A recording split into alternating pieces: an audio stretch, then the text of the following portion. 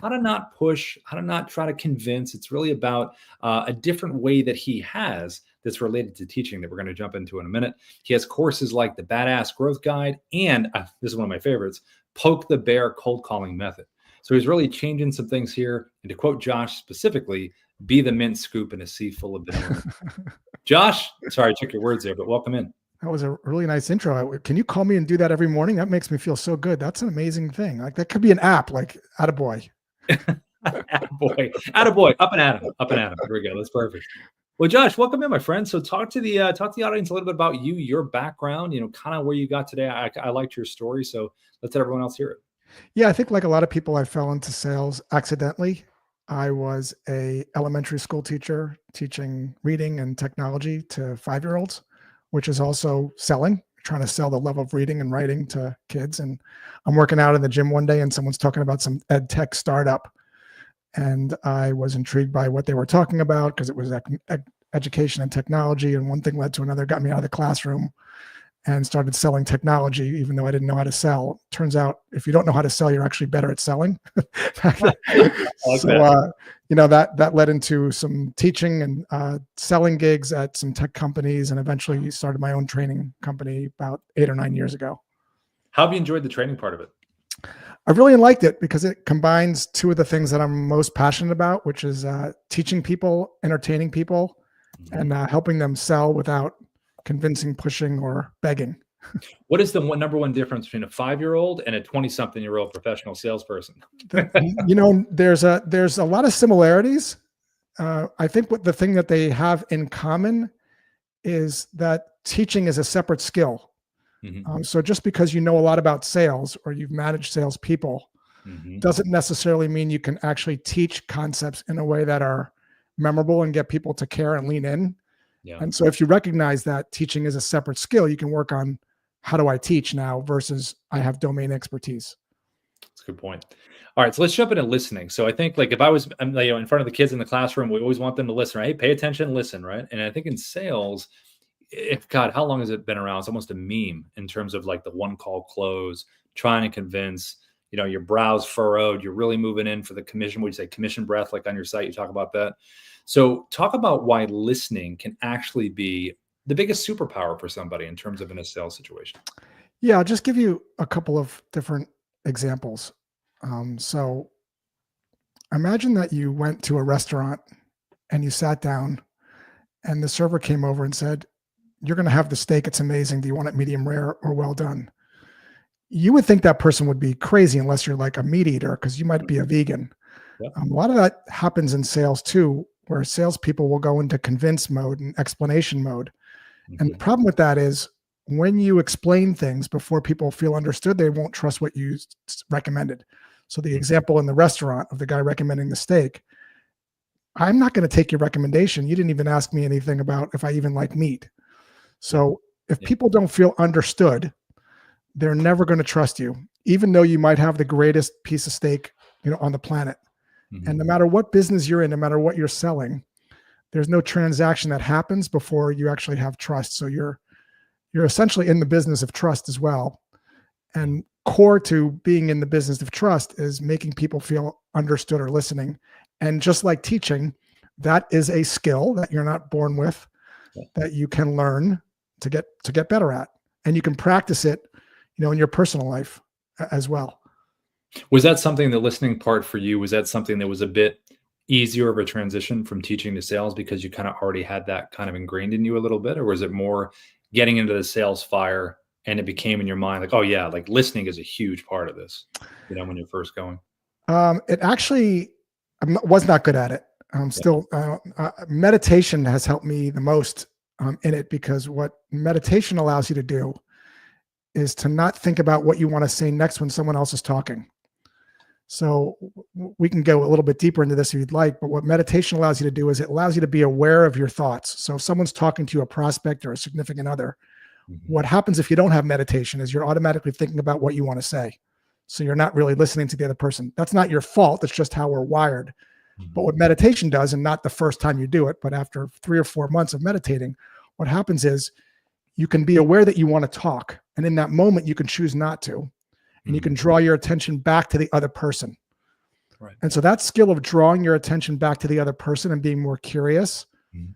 is a level up and a Mhm. good skill to have when you want to get better at listening. Just like if you're playing music, Mhm. learning how to play a scale at a Mhm. certain tempo Mhm. with a certain accuracy is a precursor to learning how to be a fluent, proficient musician.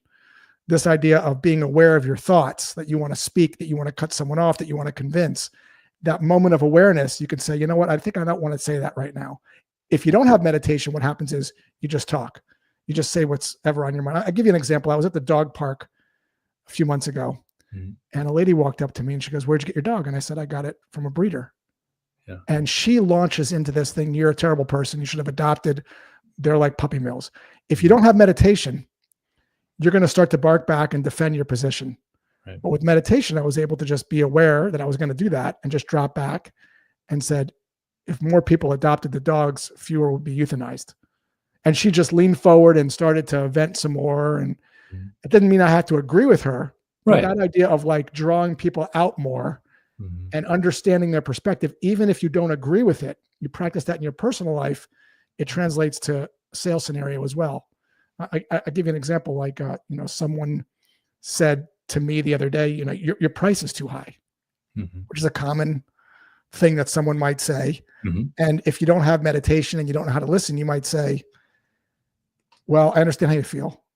Mhm. Many people felt the same way, but you get what you pay for. And here's why we're better. Mhm. But if you have meditation practice and you seek from a place of understanding, you can drop back and you can simply say something like this. Seems like you're comparing this to something else you've seen. Mhm. This sounds way higher than you thought it was going to be. You thought this was going to be a zero less. Right. And so you're sort of Yeah. drawing someone out to understand a little bit more. Right. Yeah, that's really amazing. I mean, it's almost like in the meditation area, you're like still breaking, like you're in the moment, but you're breaking the fourth wall a little bit in terms of understanding in that moment. You're making that action. Like you said, you're leaning back and doing that. And I would imagine when you were really starting to listen better, when you're first getting in sales and you're doing this, I would imagine, like you did with the woman at the dog park, you were able to see right away that it made an impact on the person because they could tell you were listening, and they were probably expecting a totally different route that you were going to go down. You know what I mean? Yes. Yeah. I think it's a basic human need to feel heard and understood. Hmm. And as you get better at it, and I'm by no means great at it, the ability to catch yourself in thought is better. Like depending on the topic. Like, so if I said to my wife, I want to go to Japanese, and she goes, "Oh, I'm sick of going to Japanese. I don't want to go again." Sometimes I might think, geez, how could you not want to go to Japanese? And I might bark back in that moment, which I've done. But if you drop back and you say, it sounds like you're in the mood for something else. We've been going, like, if you can just catch the thought, that's what the meditation practice gives you. And the better at it you are, these people that have been doing it for 15, 20 years, they're always aware of their thoughts. Yep. Versus me, where I'm aware of them once in a while. Right. Yeah, that's good. That's really good. That's very valuable for someone to hear because Yes. a lot of people out there that sell want to speed through number one. They want to fire through. They have their script and they're trying to stay anchored to it. But if you're not listening, like you said, and you're not aware of being able to give that person the step that they can take, it will be advantageous to you in the end. And like you talk about as well, let go of the outcome. You know, let go of that outcome and lean into what that moment is. Because if you're thinking about the outcome, you're not in the moment. That's right. And it's okay to be thinking about it because you Yeah. can't control what you learn in meditation is you can't control the thoughts. Yeah. Like thoughts just come into your brain. Like I was on one of these podcasts that we were on just now live, and my mother-in-law lives up the street, and my door is open to my office, and sometimes she comes over, and she just walks in, and she'll just say like, what are we doing for dinner, or how much money did you make last week? Now, normally I would be like, oh my gosh, like that, I would bark, but in the meditation, you're like, okay, she has a different way she was raised. Sure. She's thinking a different thing. She doesn't mean, so you might say you want to make sure your daughter's taken care of. You don't want her out on the streets. You want to make sure her husband's bringing home the bacon, and she'll just come and give a hug and she'll leave. So that's the superpower. It doesn't mean you agree with it, but it does mean that you're sort of, the default becomes, let me see where this other person's coming from first. Yeah. No, that's amazing. You're putting them right there where they should be in the spotlight, addressing it. Yeah. Now, cold outreach is something that a lot of folks have to do. It's kind of like that necessary thing, especially for growth. And there are different strategies. You talk specifically about taking a cold outreach and warming it up. So just give us a little insight into that. Yeah. So let me give you the big thing with cold outreach is most people think it's their job to talk people into getting what they want. So a meeting or a sale. When you go into outreach with that intent, when that's your intent going in, what happens is subconsciously, and you might not be aware of it, you will behave in ways that feel pushy. You'll say things that feel pushy because your intent, your mindset affects how you behave. Yeah. So the first step in this is to certainly have a hypothesis about how you could potentially help, but to let go of this idea that everyone has this problem. And you're going in and you're testing to see if there's in fact a problem. I'll give you just an example of this, and then we can share some different examples. Yeah. Many moons ago, I was in the mall with my wife, and I did not need anything. She was returning some things. I was going to grab some dinner with her at True Food in the mall at Town Center. I just walked into a Fit to Run store, not needing anything. In fact, I just bought new sneakers like a month ago. Yeah. If the store associate said, "What brings you in today?" I would have said nothing. If she said, "Could I help you?" I would have said, "I'm just looking." If she said, "We got these new Brooks sneakers in, they're half off," I would have said, "I'm not interested," because she's pitching. Right. She didn't do any of those things. She looked down at my sneakers. She goes, "Are you a runner?" That's a question. And I said, "I am." She goes, "Training for any races?" That's another question. Mm-hmm. And I said, "Actually, yeah, I'm training for my first half marathon." And then she said this, "You've probably had a running gait test." Mm-hmm. And I said, "What is that?" And I have video of this that I show when I do workshops. A moment later, I'm on the treadmill and I'm running. She records it and she shows me the playback. She stills the image and I can see by the playback that my ankles are overpronating. And she goes, "You notice how your ankles are overpronating when you run?" And I go, "Yes." So she goes, "Well, the problem is if you run in sneakers that are not made for pronated feet, you can get injured. You can get runner's knee and plantar fasciitis. If you'd like, I could look at your sneakers to see if they're made for pronated feet." And about 6 minutes later, I'm spending $180 on new sneakers and insoles. Now, what she did masterfully is poke the bear, right? So she warmed me up by not assuming that I had a problem. She asked a question to make me think, I'm not sure. And she shined a light on a problem I didn't know I had. That's great. Another example, I like to wash my car on the weekends. Mm-hmm. I get this unbelievable email from this company. I must have opted into something, and I'll never forget the sentence. It said, "How do you know that your sponge won't scratch your Audi S4?"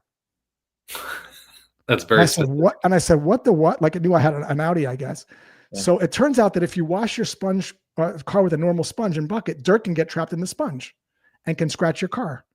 And they sell this thing called a grit guard, which is this bucket with a little grate on the bottom, and you rub the sponge on the grate, and dirt settles to the bottom of the bucket and off your car. Another example of shining a light on a problem I didn't know I had. And that's the thing with cold outreach. No matter what you sell, the person has a bucket already or has sneakers already. So if you're selling another bucket or sneakers, you're going to hear, "I'm not interested," all day long. But if you ask a question in a neutral way that illuminates a potential problem, something interesting shifts. The prospect leans forward and goes, "What do you mean?" Right. And then you say, "Oh, you've probably had a running gait. Oh, you've probably heard of a grit guard. What's that?" Yeah. And now you've created an opening. One more example. I was down at a concert. I go to see Krabumkin. I can't remember the name of this band. It's a band down in Miami. And what genre of music? They're just like psychedelic rock. Okay. Someone's gonna know how to pronounce the name because I'm gonna get bashed on this. But when you go down to park in Miami, you either take an Uber or drive yourself. Now, if you take an Uber, they drop you off, then you got to find another Uber to come back home, or you take a private driver, that's expensive. If you drive by yourself, you got to get there super early and you got to leave early. Otherwise you're going to get, hammered in the parking lot. Yep. So imagine if I were to cold call you and say, "Hey, I know you're going down to Miami to see a concert. When you go parking, are you driving yourself, taking an Uber, or are you able to reserve a spot a block in advance away from the concert?" I would be like, "What is that third thing?" Yeah. "Oh, you've probably heard of Spot Hero. What's that?" Right. And so now again, I've made you aware of a problem I didn't know I had. That's the way to warm people up when you're reaching out. That's great. Those are 3 awesome examples. And it all has that same structure to it. Yes. Same structure, different kind of delivery, maybe a little different thing, but it's doing the same thing. Yeah. Yeah. Yeah, that's This works the same on a cold call. So yeah. like when I make a cold call to someone, Mhm. I might start with, hey, John, my name is Josh Braun from LinkedIn. Yeah. Does my name sound familiar or is it completely random? And I will only contact people that are first degree connected with me, that Mhm. have liked or commented on my post. So that's automatically like they're going to open up. And then I'll say, hey, I know that once you get to about 20 reps cold calling, it can be difficult for everyone to sort of say the same thing. Some Mhm. people are ad-libbing, some people are working on a script. So you don't know like what's working. How have you been dealing with that? That's one of those questions of like, maybe there's a problem, maybe not. And if Yeah. they're like, we got it covered, that's great too. I go to the next call. Yep. So without a problem, there's no need for your solution. That's amazing. That's such great tangible advice. That's pretty awesome. Awesome is an East Coast word. I don't know if it's still used out here on the West Coast, but it originated in the East Coast. Is that true? Um, I thought it was Spicoli. Didn't he say totally awesome? Wasn't that? I'll have to check on that. No, I'm kidding. You might have. You might have. Sorry, Sean. But let's talk about this. This is my favorite one. All right. Brings you right back to the teaching stuff. The tongue-tied objection flashcards. First of all, I love the tongue-tied thing, and I'm a big flashcard guy because flashcards, back in the day worked pretty well. So talk to me about how you came up with that.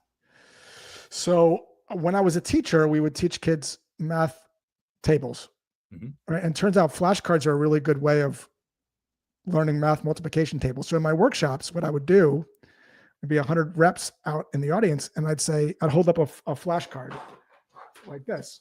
I'd say, what's no, here's one right here. And everyone would shout out the answer. I do 4 times 2. Mhm. Everyone would shout out 8. I would do, flashcards. But then I would hold this up and everyone would be like, deer in the headlights. I'm like, what's the difference between 4 times 2 and this? Well, you've practiced 4 times 2 so many times that it's 8. Mhm. But chances are you've not practiced this. Right. So you're going to sound off balance. Just like, I know you're an actor. Before you can work on your tonality and how you want to present the lines, you have to know what to say Mhm. when people ask you and put you on the spot. So these flashcards are an attempt to have a structure of what you're supposed to say and the psychology behind it so that you can make it your own. So someone says your price is too high. You might say, sounds like you saw this way less expensive somewhere else. So can you send me some information? Absolutely. It looks like you're looking for some specific information. Just so I don't do you a disservice, can I ask you a couple questions just so I don't send you irrelevant information? I'm not interested. That's okay. I know you didn't ask me to call you. Before I hang up, is it that this isn't relevant or is my timing really off? The only reason I'm able to do that so fluently is I just practiced it, so these flashcards are a really low tech way to, just practice objections. 32 of them, objection on the front, what to say on the back. And then I have audio files of the tonality and real cold calls of people using it in the wild. Oh, that's amazing. That's like what have you seen the adoption rate on those things in terms of time too? Like somebody starts using them, how quick do they kind of get to know it? How quick do they get off book? I don't have any visibility, but I have a bunch of testimonials on the site. I've sold like about $300,000 worth of them. They're $47 a pop. Yeah. I got 5-star reviews, but I don't know like how long it takes people. They probably don't go through, if I had to guess, they don't probably go through all of them. There's probably like 7 or 8 that are like the ones they use a lot. So I'm not sure like how long it takes people to adopt it. What a great idea, though. I haven't seen that anywhere else. That's pretty awesome. I'm sure it exists. Yeah, I mean, everything exists everywhere. I mean, we probably exist there. There's another Josh Braun. There's another Rob Botts. They're out there. There is right now. There's an AI version of us. Oh my God, there totally is. Okay, speaking of AI, you brought it up. I didn't bring it up. You brought it up. Okay, the AI effect in sales. Let's talk about it because guess what? It's here. So what's your take? Give it to me. So this was this came up a couple of days ago. It's not really AI, but it's sort of related. Apple just released iOS 26, and they built into the operating system a AI that answers the call and asks what the call's about, and it will transcribe what you said and pass that along to the person before they decide if they want to take the call. And of course, salespeople were freaking out. This is like the end of the world. It's the end of our profession. But I don't think that's the case with most AI. Mhm. I think with the case of the iOS 26, I think it's also an opportunity for people to be able to work on their message in a one sentence sort of way.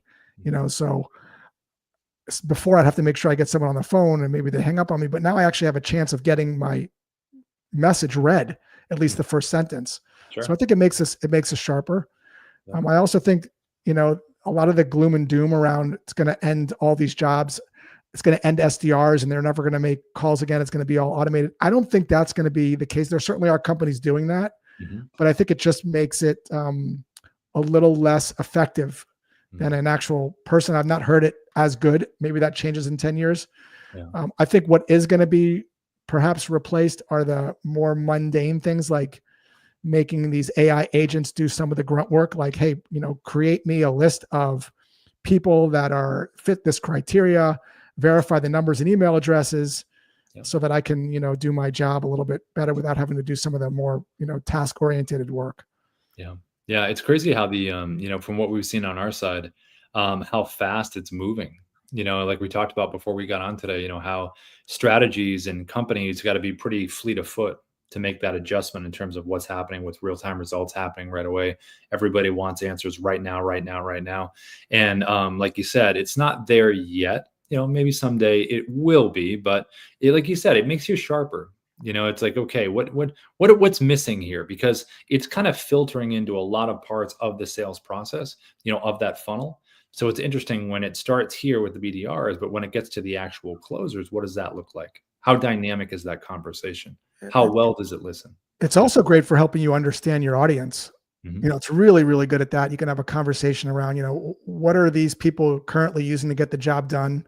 Yeah. Be specific. What potential roadblocks or problems are they running into? How do they describe the problem? I don't Mhm. understand this. Explain it to me like I'm 5. You Yep. also in the new Chat GPT 3 model have the ability to upload documents and videos. So Mhm. you could upload, let's say, 10 templates of your favorite influencers, and Mhm. then you can plug in and have a conversation with Chat GPT and use that input of the documents to help you sort of draft emails Mhm. around that. And you can use very specific language and prompts. I mean, it's really phenomenal Mhm. at iterating. The Yeah. also the new model of image generation is also cool for getting attention. I think Dale Dupree was experimenting turning prospects into little action figures, Mhm. to sort of get attention. So there's all sorts of fun things to do with images as well. It's just a really fun playground to dabble in, I think. Yeah, and like you said, it's an interesting time. Sharpening your skills, using it in the way that it's effective for you for what you do. It's kind of really the focus. What about you in the past calendar year? So we take just the past year. What's been the most effective sales strategy for you with the courses, going out and speaking? What's kind of what have you noticed that's worked pretty well for you? LinkedIn. So LinkedIn. I pretty daily will write posts on LinkedIn related to sales and marketing.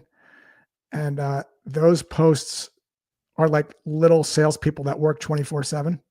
Mhm. And on my featured section is all the stuff that I offer, and I have a link to the site. So a percentage of people who read those posts will find their way to my website and maybe buy flashcards or some of the courses. Mhm. I also do a series with my wife called I Teach My Wife Sales on YouTube. And sometimes people will stumble across that. I've gotten a lot of inbound leads from people that will, see, my wife talking about something. And by the time I get on the call, it's very warm. Yeah, yeah. And then when I do outreach, something that's worked really well for me is only calling people that I'm first degree connected with, Mhm. that fit my ICP, that have liked or commented on my posts. And so those calls are very, warm when I make them. And then also patience. Mhm. It takes a little bit of time to get the flywheel going, Mhm. to grow a following and to get the, people, liking and commenting, and to not worry too much about the algorithm, when to Mhm. post, how often to post, how many likes I'm going to get, just to write what you like to write about to the best of your ability and have a point of view and just, lean back and detach from all the other madness that you don't control. What's kind of the biggest shift you've seen on LinkedIn kind of over the years? Has it changed? Like what's been the big change for you that you've noticed? I think the biggest change has been way more content and Mhm. automated content and way more posts. I think there's just a lot more people now that have access to some of these tools that make it a little easier to write. Yeah. And also easier to comment. I also think that's a huge opportunity for people that are not using it like that Yeah. to stand out if you have you have a voice.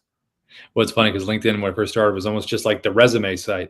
Just resumes everywhere. This is what everyone does. What's everyone doing? We're not really communicating, but this is what we all do. Kind of standing around. It's pretty funny. That's exactly right. Yeah. What about this? This is a bigger question, but what have you learned most? I know it's kind of a little tougher of a question. You've been doing this for a long time. You know your stuff. You've done a lot of different strategies, but what's like a big takeaway that people watching this could be like, wow, that's a lesson learned right there. That's what you learned the most. Yeah. So tell a quick story, and then I'll bring it back. I promise. Again, I was at the dog park story, another dog park story. Hey, I love dogs. So go ahead. I'm there a couple months ago, and some guy steps in dog poop, and he is irate. He is trying to find the person who didn't pick up after their dog. Yeah. And he's angry. He's like shouting at the top of his lungs. And the reason he's doing that is because he doesn't know the nature of a dog park, which is there's going to be poop there. Yeah. Because sometimes people don't pick it up. Sometimes they don't see it. That's just how it is. Just like sometimes when you go to an airport, planes are going to be delayed. Yeah. Just like in sales, there's going to be times when you do everything right and you don't get the sale. Yeah. There's going to be times when you mess up and you get the sale. Just like when you interview, you're going to have times when you knock it out of the park and you don't get the job. So this idea of moving in harmony with the nature of our profession, which is people will say they're going to do something and won't do it. Mm-hmm. People will ghost you. Mm-hmm. People will be rude sometimes when you cold call. Mm-hmm. And to just understand that, that's just how it is, versus there's something to change here, or I'm doing something wrong here. Mm-hmm. So sort of moving with it and observing it rather than getting caught up in it, I think is the thing that I've learned the most in sales. And it makes things just calm. I think that's a big kind of flow that I've noticed with you, is that you're like in the good calm space, because one, with the flashcards, you get everything down, the script, everything, you're confident. Someone asks you that, the answer, but you're also present, like you said, which affects the mood of the sales and how the conversation goes. So I would say calmness is a big thing that I've noticed as far as just how you kind of approach it. Yeah, you work on that. Yeah, and also this idea of detaching. Mm-hmm. I have found that the less you actually need the sale, the more sales you end up actually making. Yeah, yeah. What the old, like, you struggle in the quicksand. What's the old expression? The more you sink, the more you struggle. Yes. Yeah, you sort of want to just lean back and not get too excited and too, like anytime someone comes in and wants me to come and do a sales training, I'll say, hey, you guys have been in sales for like 15 years. Yeah. Do you guys have any top sellers? Wouldn't it make sense for them to like share what they're doing rather than bringing in some and if I can like easily talk someone out of it, mm-hmm. Good for me, like good for them. Like they don't need to do it, versus like, let me tell you why I need to come in and do this like right now. This is not like sales tactic. It's like what you're trying to do is do what's in the best interest of the other person. Yeah. Even if that doesn't involve you. What's on the horizon for the rest of the year? Do you have any events coming up, or what's kind of going on? Or any new things coming out? Any new topics you're going to be talking about? I have been learning, I don't know if you could see this on my wall here. Can you see? I've been learning those little things, the guitars and the piano and watercoloring. Those are the things I'm working on right now. I'm trying to expand my horizons beyond the sales profession. So I've been doing watercoloring, guitar, and piano. That's amazing. It's amazing. We talked about the watercolors. I love the art stuff. But Ruben, the founder of Dub, Darius and Ruben, they're both the founders. Ruben's a big guitar aficionado. Is he? Plays music. He loves it. Yeah, you guys should totally talk. He loves music, play a guitar, all that good stuff. What about you? Do you play? No, I listen really well. I listen. Good listen. But you're an actor. But do you do any other kind of arts, or is it just acting and illustrating and the? That's right, illustrating. Yeah, cartoon stuff. So drawing. It's funny. My stepdaughter says they say the word wrong. Drawing. I draw, illustrate, and cartoon, and then the other creative stuff. But so do you notice when you're doing that, when you're drawing, do you notice that you're like in this state where you're not thinking of anything else? Like your mind doesn't race when you're in that state? I think it's more of, like you mentioned before, thoughts come in, but then they go somewhere else. So if I'm thinking about a cartoon I want to do, What's the funny joke with it? Okay, what's the drawing I'm focusing on, but I'm still kind of thinking, okay, where is this going to go? Most of the time I have it mapped out, but it's almost like when you sit back and you watch a movie, like we talked about Jaws before we got on here, like a movie you love, you have it on the background. It's almost like slipping into a warm bath. Mm. You're there, you're thinking about other things, but they're not getting in your way. These other thoughts are not distracting me at all. They're almost just like friends hanging out with me as I'm doing my thing. What is it about the arts that does that? I mean, I've noticed that even with, I'm just starting out on the guitar and the piano and the watercoloring, but I've noticed like, wow, I just lost track of like 2 hours. I think it just gets you into where maybe it's in the subconscious, but you know, like, well, you know, when you're really excited about something, you're like, oh man, I'm really excited about that. And then you get there and it feels like time just goes so quickly. When you're in those moments, I feel like, and athletes talk about this too. I think Michael Jordan was talking about this, where time slows down. Like a lot of, like, it feels like it just slows down. And I feel like anytime me personally, I'm drawing or I'm doing something creative, I don't know. It feels like it's a long time because I'm in that moment. It just feels like I'm there. It's like time has stopped. And maybe that's what relaxes the brain about it. You don't feel like you're rushed. You don't feel like no one's tapping you on the shoulder. You're really in that moment. You Yeah, know? there's something very satisfying about doing the work and getting better at it versus like draw something in this style using AI. Like as an illustrator, like how do you feel about that? Like that would probably be. It's interesting. I think Ruben and I talk about this a lot. So if you think about um, if someone had my hands tied, said, Rob, you can no longer physically draw anything. You've got to think of something in your brain, and then you've got to be so good at prompting that you've got to be the best creative prompter there is. So if I wanted to create that Jaws cartoon, I'd have to say, okay, type in my thoughts. Bruce is a mechanical shark. He's got big jowls on the side. His teeth are overextended. He's got really big eyeballs. He's hulking and large and huge. He's going to be at the bottom of the screen. The ocean's going to be at the top. The light is coming through the water. Like all of that is very creative. It's just in a different creative way where I'm used to enjoying this and thinking and doing it, where I'd have to be forced to enjoy the creative and let it appear there. It's different. Still creative. It's just very different. So let me get your take on this. So let's say someone was competing in an art contest and they prompted a image. Mm-hmm. Yeah. Is that still considered to be worthy of like competing with someone who didn't do that? Like, like someone did a prompt and they said, okay, the rules are there has to be an oil painting. yes. It can't be in the style of anyone else. It's got to be your own creative style. Yes. I'm not too sure with AI in terms of what it picks up out there and what it kind of pulls and doesn't pull. You could probably do that in the prompt. There would have to be strict prompt rules. There obviously wouldn't be there would be what's the size of the canvas, because I think to make it equal, you'd have to have them both printed out, both on a wall, whatever the rules were as far as that. Time frame wouldn't matter because it's going to be done in minutes. You know what I mean? Well, depending on the prompt. So with oil painting, see, there are some rules, because with oil painting, unless it's digital, like you're on an iPad and you're digitally oil painting, you can do layers and it's a little easier. With physical oil painting, there's drying, there's turpentine, there's so many factors. So I think there'd be a lot to work out in terms of the rules. But the digital art contest, if someone were to prompt it, is that a legit? Do you consider them an artist? Maybe it's a different definition. Maybe sort of. I don't know. Like, because I think, like, again, if you're thinking about what's my visual and I'm creating in my mind and boom, it pops out like a 3D printer, you still have to control. Right. That's an art. That's art. Like, where is it placed? That's art. And the shadowing, like if you got real deep into it, like that's still art, isn't it? Yes, agreed. It's just a different kind. So I don't know if it's a different category. I don't know if it's like, artists that physically do the stuff. Okay, they're over here. Artists that are still just using their brain and prompting, that's over here. Because you're still using your brain when you're drawing. It's just you're doing it in a different manner. So yeah, it's interesting conversation. They're all great questions, man. I mean, they're all like, I don't even have the answers. They're all like, I think we're all learning as we're doing this. But to answer your question, in my opinion, yes, it's still art. It still takes creatives. Unless you're just saying, give me a Gary Larson cartoon in the style of Gary Larson. That's about, I don't know. That's right. I agree. I agree. Josh, it's been great, man. Any last words for everybody out there? What do you got?